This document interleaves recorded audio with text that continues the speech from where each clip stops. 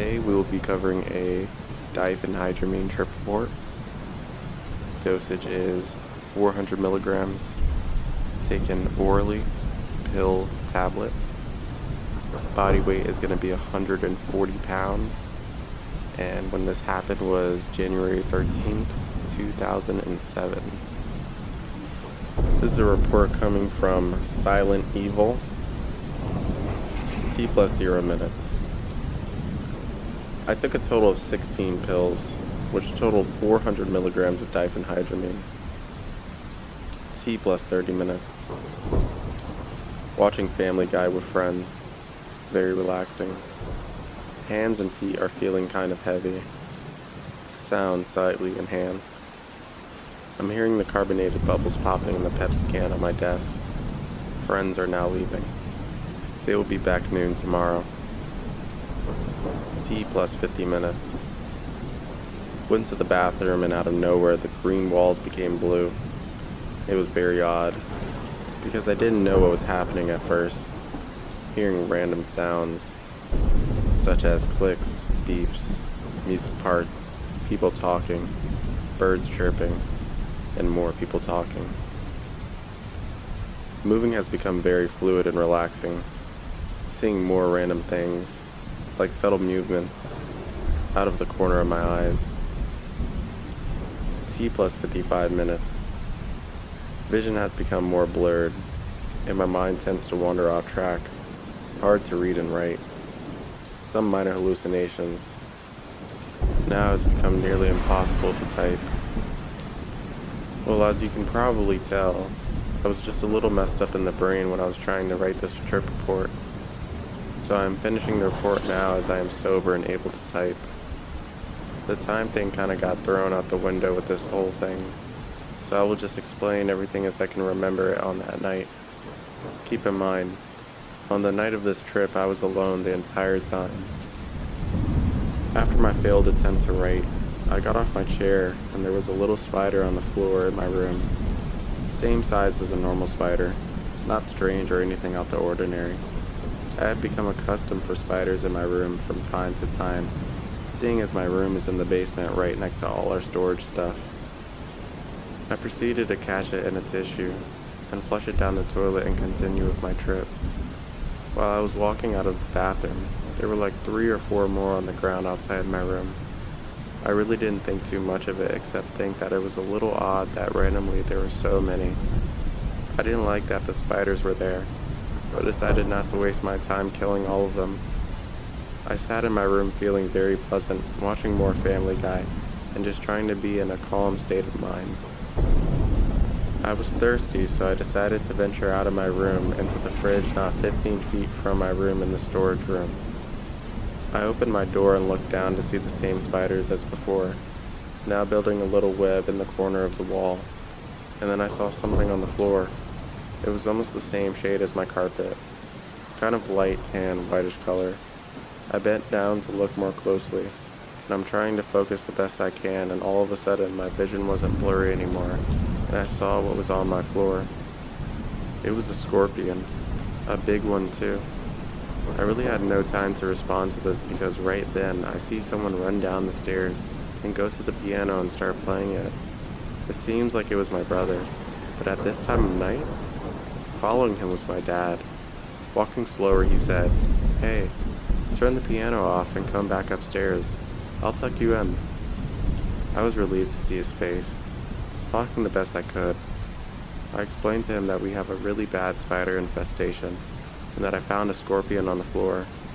He just stood there, looking off towards the pool table, not saying anything.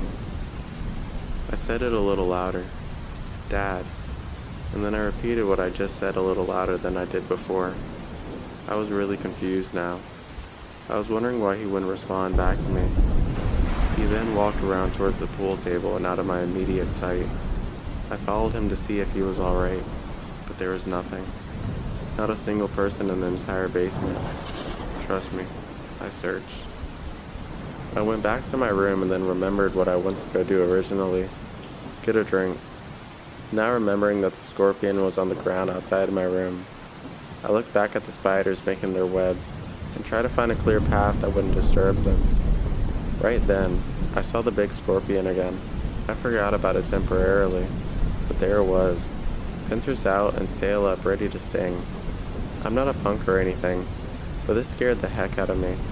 I jumped over it nervously and continued to get a drink, and kept seeing the same strange color difference in different areas on my basement carpet.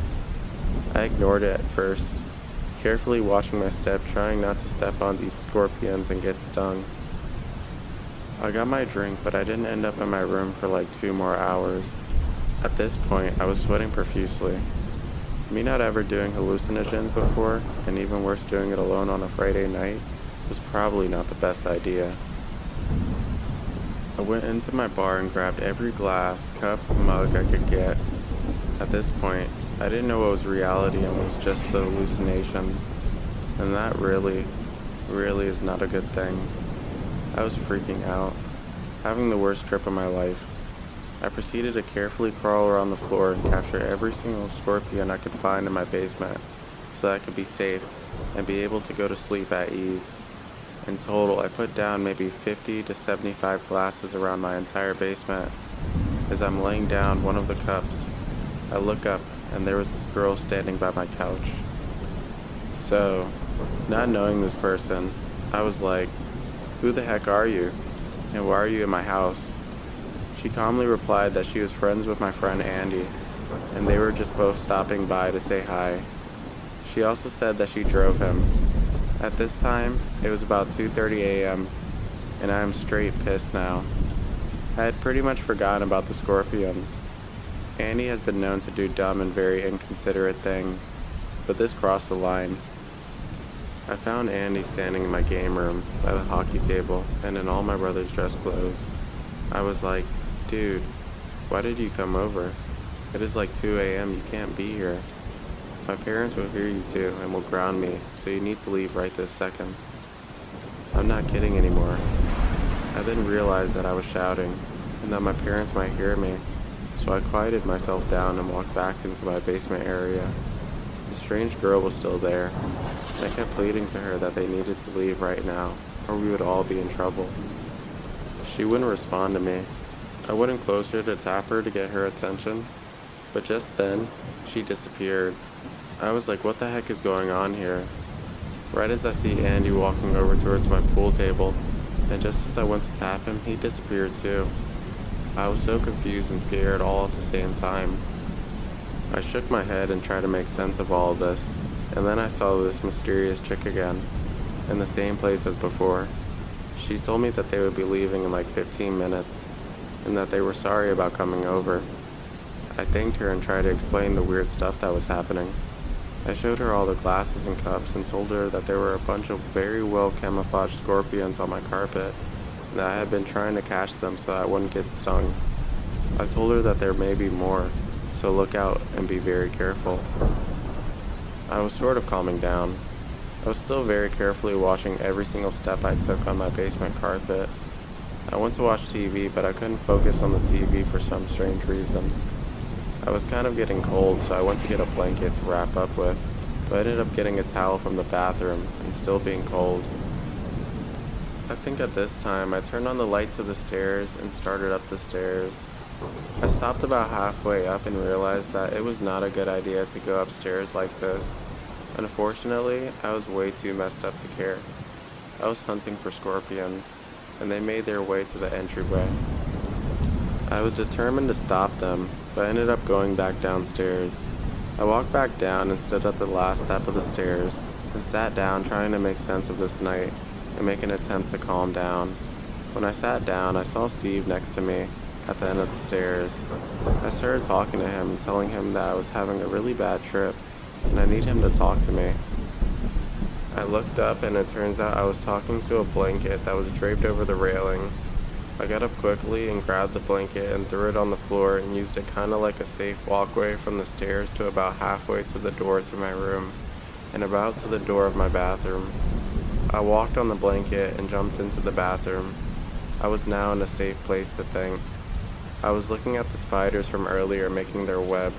It was now a picture-perfect round spider web with a brown recluse spider in the center of it. It is poisonous, and I avoided any contact with it. Next, I was carefully examining the big 3 to 4 inch long camouflage scorpion that was now under clear glass so he couldn't sting me. I would tap the glass and he would put out his pincers and raise his tail ready to attack. It was quite frightening. Right then, I noticed that Steve was standing behind me, pointing to the darkness in the storage room. I asked him what he was looking at, and he said I could see it if I looked close enough. Sure enough, there was a bird, a pigeon to be exact, standing in the room looking at me with its little beady eyes moving his head around. I felt as if he could read my mind and my thoughts. I turned around to tell Steve that I saw the bird and there was nobody there. I was again seeing and having conversations with people that were not there.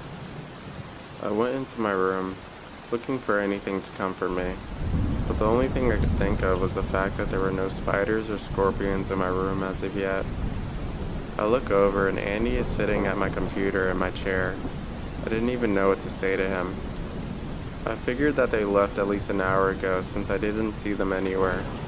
To make it even worse, that girl that he was with was lying in my bed sleeping. I tried everything to get them to leave, but nothing. I would ask him things, but he wouldn't respond back to me, just silence. I would go to tap the girl and she would disappear and then reappear when I was further away. This was getting increasingly frustrating, and even more I was losing it. I was on the verge of a mental breakdown. I was seriously about to start crying. Then, there was nothing. I don't recall what happened from there until just before the end of my trip. The next thing that I remember was walking down the stairs from my second floor of my house with my dad next to me talking and stuff. I kept saying the best I could that I had a nightmare and I was really hot. I was drenched in sweat, and I mean soaked. He got me some ice water and I went back to the basement in my room where I apparently went to sleep. I figured that it was just another one of my hallucinations. The next morning, my dad wakes me up at 10:30 telling me he was going to one of my brother's school things. He asked me if I remembered what happened last night. Of course I responded with a, "What do you mean?"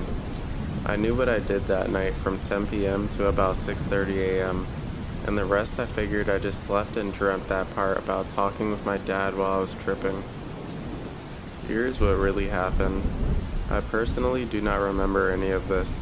My dad told me this all. I ended up walking upstairs again, but not going back down like before. I ended up going all the way up to the upstairs where my brother's and parents' bedrooms are. I ended up standing right next to my parents' bed on my dad's side, not saying anything, just standing there. He said that we had a conversation that went something like this. "Dad, what are you doing up here?" Me. "Nothing." "Dad, is everything okay?" Me. "Yeah." "Dad, what do you want?" Me. "Nothing." He then brought me back to the kitchen and gave me a cold glass of water and asked me again if everything was okay. I replied yes, but I had a really bad nightmare and he noticed that I was soaked with sweat. He said that we sat in the kitchen and talked for another 5 minutes. Then he said I went downstairs and went to sleep. He figured that I was sleepwalking because I had done similar things in the past. So it turns out that I wasn't hallucinating talking to my dad tripping out. That's really strange because I wasn't nervous at all talking to him. Just played it cool, and I'm in the clear. So this concludes our trip report. This was a really interesting trip report. Man, it's really crazy that people do things like this. And they do it a lot too. This one was pretty intense. But thank you for listening. Have a great day.